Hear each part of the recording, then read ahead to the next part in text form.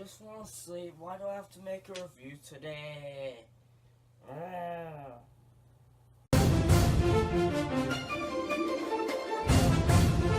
Hey everybody, it's me, TellTale, and today I'm going to be celebrating the release and success of Sonic Mania Plus a little bit late. You see, while it did release in July, I haven't even been able to get my hands on it until now.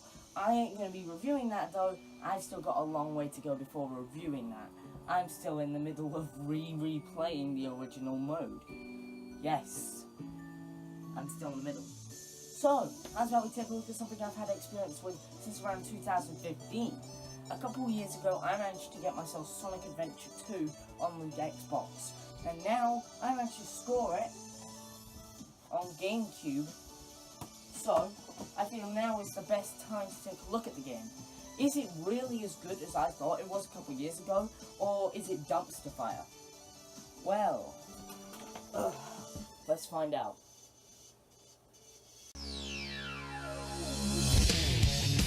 Sonic Adventure 2. Let's start off with how great this game would have been back in the day.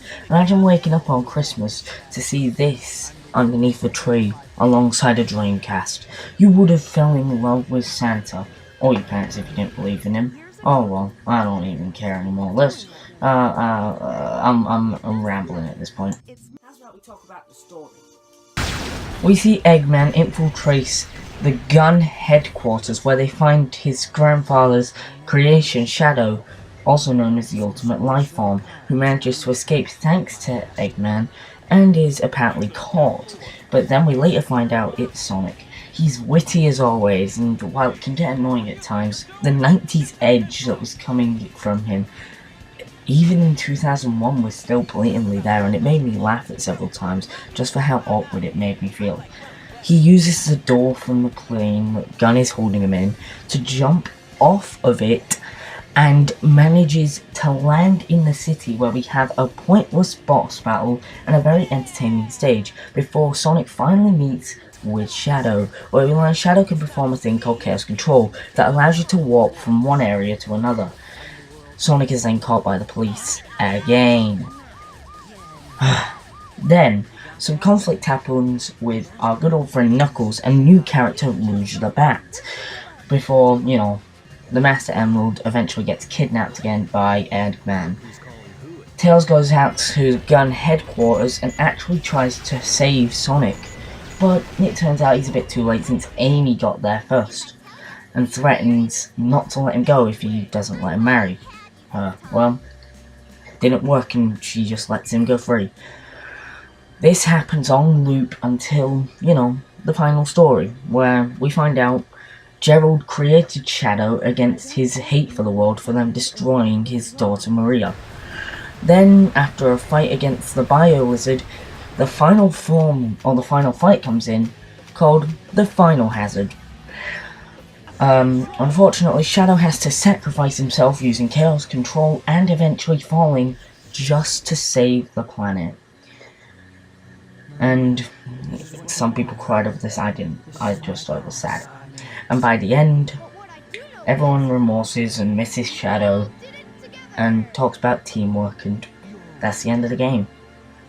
To be honest, the game is quite fun to play. The story's alright, but how's about gameplay?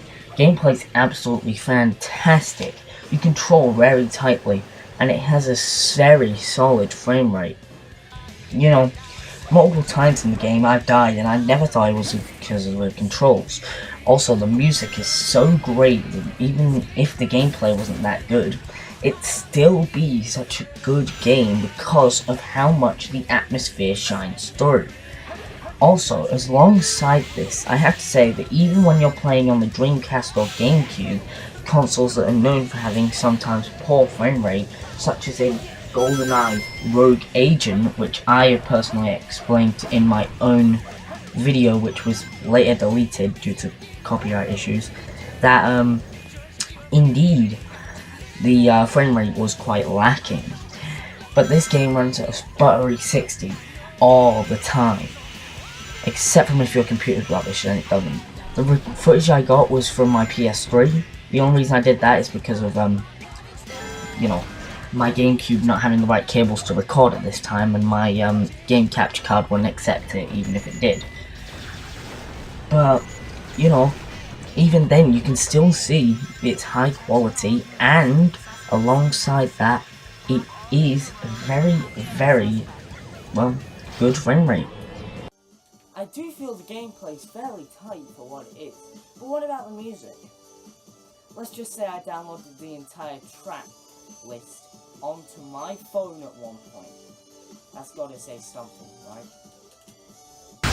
The soundtrack in itself, again, like I said, I had it on my phone for several months, and it's all because some of the best tracks in Sonic history came from this game. Live and Learn, you know, City Escape, Radical Highway. Some of these tracks actually made people go insane for Crush 40, and they won multiple awards and made multiple albums because of the success of the soundtracks they'd later go on to produce. They're still producing Sonic soundtracks to this day, and the lead singer has recently appeared in one of Callie's latest videos on Sonic Heroes. And you know what? I'm glad that they're still going, because some of their tracks are actually pretty good for what they are. So, yeah. Bravo, Sonic. So, that's Sonic Adventure 2 for the Gamecube and Dreamcast. It was an absolutely amazing game. Buttery smooth graphics, silky frame rates, an absolutely amazing soundtrack, and a story that, while gritty and dark at times, even morbid, is still very light-hearted and Sonic style. Well, there's nothing more that I could say that it does deserve a definite 9. It's a fantastic Sonic game, and it's the second best game, in my opinion, of all time. So how's about next time we take a look at my personal favourite? But you'll just have to wait and see what that is. For now,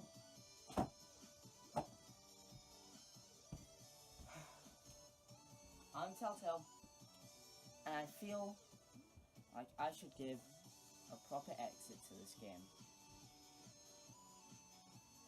But I'm going to do something more funny to this game.